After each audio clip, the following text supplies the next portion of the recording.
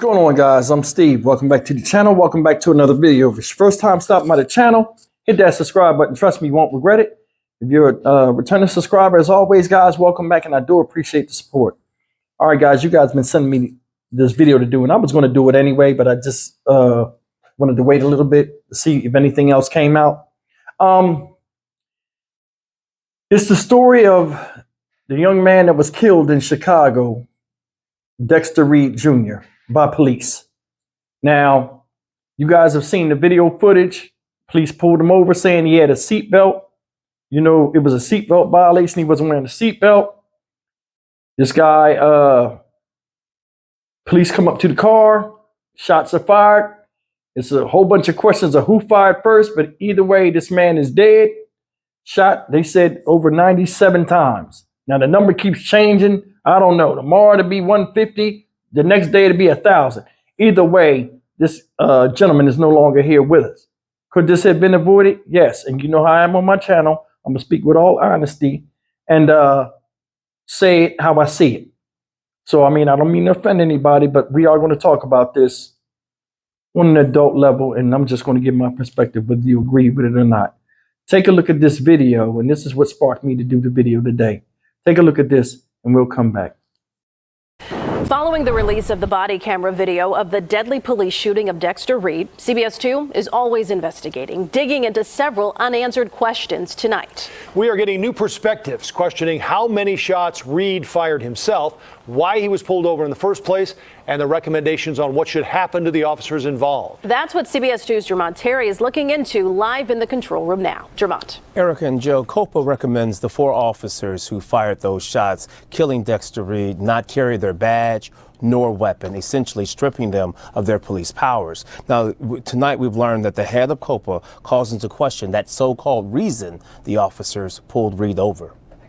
When the 5 tactical unit officers approached Dexter Reed's SUV, the tinted windows were up. Roll the windows down. Officers ordered Reed to lower and keep the driver window down so they could see what was going on inside the SUV. Yet COPA says that hard to see through window makes it hard to believe the officers' rationale they pulled him over for not wearing a seatbelt. But there may be other interviews that have to occur as well to understand what brought the officers to performing traffic stops as tactical officers in the 11th District. Everybody talks about how dark the tint was. Well, then the tint was illegal. That would be a justification for the stop also. The Fraternal Order of Police President John Catanzara says it does not negate the fact Reed fired first and more than once. He fired 11 rounds. He continued to fire at the officers while they were firing those 90 rounds. That's just the facts of the case. Yet COPA's chief administrator told CBS 2's Chris Ty COPA has an open investigation into another traffic stop involving the same 5 officers, which occurred less than a month prior to this incident and was purportedly also based on a seatbelt violation. COPA is currently investigating that complaint. These officers have been engaged in traffic stops that have led to other civilian complaints that our office has received. And that's one reason COPA wants the 4 who fired stripped of their police powers, along with some in the community who came out Wednesday night to an 11th District Council meeting. They never held accountable for their actions. How do you ask young teenage boys to respect people that could just kill them and walk away scot-free? Catanzara says stripping them of their powers is beyond far-reaching. It is almost an automatic presumption of some level of guilt, whether they want to admit it or not. It's a knee-jerk reaction that COPA does far too many times needlessly, just because they can. And while COPA wants the police superintendent to strip these officers of their police powers, tonight they remain on the 30-day leave. CPD tells us until all the facts are known and the investigation is over, they will not comment further on this case. Guys, in the video, you're seeing that organization called COPA, which stands for the Civilian Office of Police Accountability out there in Chicago. And shout out Chicago, by the way, I forgot to do that. They were saying that these 5 officers need to put their badges down and take a leave of absence until further notice. Now, they've also said, you heard it said in there that they are under investigation in another situation over a seatbelt violation. The difference between that situation and this situation, this guy is gone. And that situation's that other thing is still under investigation, like this is. So I'm going to be limited with what I know so far about that other situation. But I do want to tell you this. The reason why I'm doing this today, I just got off the phone. I called down here to Chicago and I called COPA and I spoke to a young lady. Her name is Christina. Thank you very much. You know what I mean? Shout out to Christina. And she tried to put me in touch with the officer of media operations out there. And they're supposed to be calling me back. So you can expect an update if they call me back. But either way, I wanted to get a little idea of what this agency was about. If they were state funded, just regular city government funded, which they said they were, and what their place in society is and what they're trying to get across, other than what's in the mission statement. And she was very educational. She gave me limited information because she was trying to put me with the right persons. But situation, from what it sounds like with this organization, it seems like a pretty good organization. So I don't want to devalue anything they said, because I had a few more questions because I was supposed to interview somebody over there. So we'll see. But anyway, let me get past that. Let's get to this whole situation. They were, depending on what news outlet you look at, and it's the news, y'all. They're going to come and they're going to say a lot of questions that raise eyebrows and stuff like that. And sometimes they try to shift the way you think about something, but we can't ignore the elephant in the room.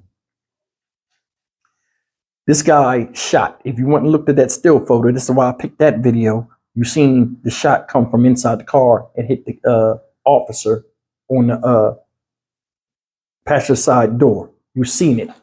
Hit him. He backed up. The guy shot for some reason. Now, if you go and look at the video, right? And hopefully I'll have it in here somewhere. Roll the window down. What are you doing? Roll this one down. Roll that one down too. This one down. Hey, don't roll the window up. Don't roll the window up. Okay. Do not roll the window up. Hey. Unlock the doors now. Unlock the doors now. Unlock the doors now. Open the door now. Open the door now. Open the door now. I'm 6-4 David. Shots fired. Shots fired. And that is just the beginning of the shooting. Again, 96 shots fired within the span of just 41 seconds. COPA's analysis of this video indicates that the man behind the wheel there, 26-year-old Dexter Reed, indeed fired first. You see in the video, they walk up to him and they give him lawful commands. Turn the car off, wind the window down, open the door. Now, those are plain clothes cops in unmarked cars. He stopped. In my opinion, he recognized the police. I'm not out there in Chicago, but cops play certain games and different municipalities have different ways of doing things. I'm sure when he stopped, this was the first time he was stopped by a car, by a police car or law enforcement. Hell, none of us, we all been stopped before. My thing is, he didn't follow a lawful request. Now, they said they pulled up on him for a seatbelt. A lot of people are talking about the situation with the windows being tinted. Hey, how can you see that he didn't have a seatbelt on? The windows was tinted. Then the other cop said, well, yeah, the windows tinted is a violation. Both of those are right, guys. But think about this. And this is why I think he was stopped. Of course, he had a ski mask on. That's just my opinion. I didn't know they called ski masks shiesties. Certain ski masks down there, they called shiesties. I never even knew that. I went and looked that up. I'm like, man, why would you want to wear something called a shiesty? But then again, think about it. This guy is 26 years old, guys. He's 26. And got pulled over, gets into a shootout with the police. He had a gun on him. Most likely didn't have reason to have a gun. People panic a lot of times. But my thing is this. I'm sure right now he would trade whatever punishment he was going to have from the punishment he received right now. Would you agree or disagree? When I was younger, and the reason why I brought this story up, I want to tell you this. When I was younger and I first started driving, I noticed, now I'm from Camden, New Jersey. Those that know. Camden, Merchantville, New Jersey, Pensacola, New Jersey, all those area small cities around there. It's vicious, notorious for police profiling. I myself know what that feels like. Jersey State Troopers, same thing. You in the car can look nice. And you'll get pulled over if you're young and in the car. That's in most places nowadays because of the way crime is. Now, I'm going to tell you something. The reason why I brought that up when I was just saying that, I remember, and I still got PTSD from that. And it sounds crazy. Y'all probably laughing, but I'm serious. How many of y'all that was raised in areas where police profile you, as soon as the cop get behind you? I ain't even in Jersey no more. I'm in Texas. As soon as the cop get behind me, I immediately do three things. I sit up straight, put my hands on the wheel, look into the mirror, make sure he ain't doing nothing or trying to look me up, and then look at the driver's side thing. Hell, a cop car could be way down there, speeding somewhere, not even worrying about me. I see the lights, so now I immediately look at the speedometer. Damn, was I going too fast? Is he coming after me? It's one of them things. It's just something that I've inherited from my experiences of getting tickets and getting my car took and all kind of crazy stuff a long time ago that's still in me now. And this is my thing. Police are out here trained to look for certain people or certain things that they're deeming trying to make the streets safer, whether they stop you or not. If you fit the description, they're going to pull you over. I think because he had that ski mask on, when he turned or whatever, they seen that. They wasn't worrying about the seatbelt. But then again, when he wound the window down, he ain't had no seatbelt on either. Who takes a seatbelt off when a cop stop you? Because that's the first way to get a seatbelt ticket. Y'all agree or disagree? Either way, this guy is 26 years old. I keep bringing up his age because I remember my thinking at that age. They told you to wind the window down. You wind the window down, you start winding the window back up. Then shots get fired. And that's the whole thing. Yeah, people upset and people demonstrating and marching, all this other stuff. The guy shot his gun. And that video, because I wasn't going to, if it wasn't for that video there where it showed that officer get shot, if it wasn't for that, people are still saying whether he got, whether he shot first or not. Then it said he shot 11 times. I don't know. I mean, I'm not no audio forensic person, and I can't tell the difference between all these different shots because it was different tones. And that's another thing people don't understand about police, especially out there in Chicago. Those police can pick up four different service weapons. So if you got 5 people out there shooting, most likely 2 of them got the same gun and the other 3 could have different weapons. It all comes down to what they feel comfortable with when they was doing their training in the academy and what sidearm they pick. That's one of their requirements when they graduate, what sidearm they want to have in the street. Now it said they shot 97 times. If it was 5 people there and they shot 97 times, what did they have, extended clips? How do you shoot 97 times in 45 seconds? That's the only thing I'm saying. I'm like, it don't make no sense. But I'm going to tell you something. When police shoot at you, they're going to give you the full clip. We all know this. Why even put yourself in the position of that? You heard the lady talking in the thing earlier when they had the city council meeting. The lady said, oh, teenage boys shouldn't be in a position where people can kill them and not be accountable. But they do that all the time amongst themselves. And in no way, shape, and form am I defending the police. Because I'm going to tell you something, Chicago police is rough, and I don't even live there and know that. New York police, rough. A lot of other police in these cities are rough. Memphis PD, rough. And I ain't got to live there to know that. You see it. Places where crime is running rampant and a lot of atrocities, these are certain type of police officer that's out there. And you see it when their aggression is turned on you. A lot of times when we get stopped, we turn something simple as a ticket into a really messed up day. Now they stopped the guy because of that. I don't know how the rules and regulations go out there in Chicago. I'm not even trying to speak on how it is when a cop stops because I've never been stopped out there. But police look and target, they're told to target certain people. And you wearing the ski mask with a car with dinks and dents on it and a fender on the side of the door missing, that's an eyesore, and it's an immediate thing for somebody that's a predator to prey on you. Would y'all agree or disagree on that? I knew at a young age, hey, and a lot of you guys know, don't drive around in no raggedy car. Taillight busted out, broken glass in the window, police be on that. It's like blood in the water and the sharks is circling. I had a friend of mine get hurt one time and couldn't drive his car. Me and my other friend got into a fight on who going to drive the car. I'm like, I'm not driving that car because the car was raggedy looking. You know what I'm saying? You better pray you make it home without getting stopped. Now, granted, every traffic stop ain't like that. And every cop ain't out there trying to kill you. But they going to sacrifice you before they sacrifice themselves, especially when they out there working for something, their family or whatever. Still human beings. Car had dinks and dunks and dents all in it. You got a face mask on.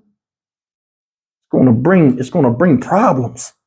And that's the thing. This has been going on since the 90s. How come nobody is passing this down from generation to generation? They looking for a certain type of person or a certain type of look. Don't be that look. It's like we don't never say that. And it's like people only speak about this stuff after the whatever happens. He's gone. Now you got a bunch of people, all of a sudden, this is a new thing to start talking about. Oh, police brutality. It's the same stuff every time. Same stuff.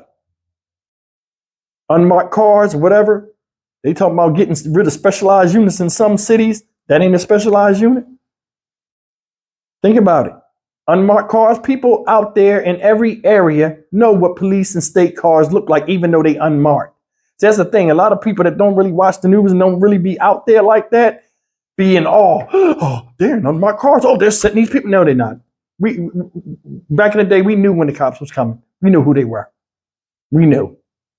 So we're going to throw that out the window. But I'm going to be honest with you, man. It's like things that we don't teach, passed down from generation to generation. Because I'm going to tell you something. The whole world is nothing but cops and robbers. Remember we used to play that?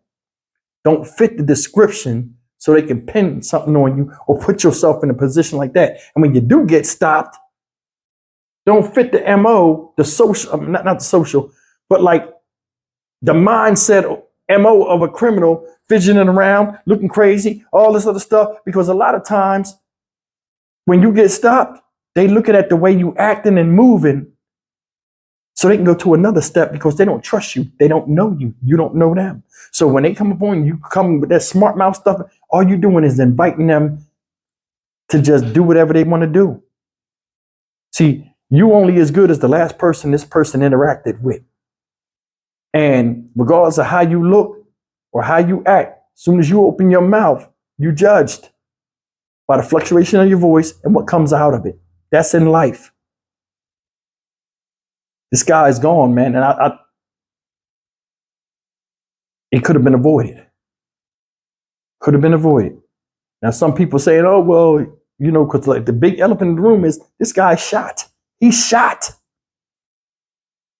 And nobody's talking about that. They only talking about that he's dead and he got shot that many times. People will shoot as long as it takes to make you stop moving. And sometimes if they really scared to death, they'll keep shooting you. We see that in police videos all the time, too. I just think if he had wound the window down and put his hands up like this and talked out the window, it'd have been a different thing. I'm not going to sit up there and act like they just manhunting people. Just stop the car and you put your hands up, they're just going to shoot you. But sometimes that does happen too. You never know the cop that's coming up on you. Are all cops bad? No. And the cops are needed. I can't be a cop, so I ain't going to shit on all of them. But I'm going to say, you know, when you ain't following lawful commands, whatever happened, happened. And the request they asked wasn't too bad. You know what I'm saying? Hey, get out the car. or whatever the fuck they were saying, you know, get out the car, open the door, or whatever. That winding your window up, they already got guns out on you. You don't know if they trigger happy or not. And evidently they were. And look at the outcome. I'm Stock Market Steve for the Dynamic Reason channel. As always, like, comment, share, and subscribe. At 26 years old, I would think you to use better judgment. I'll see you in the next video. Take care.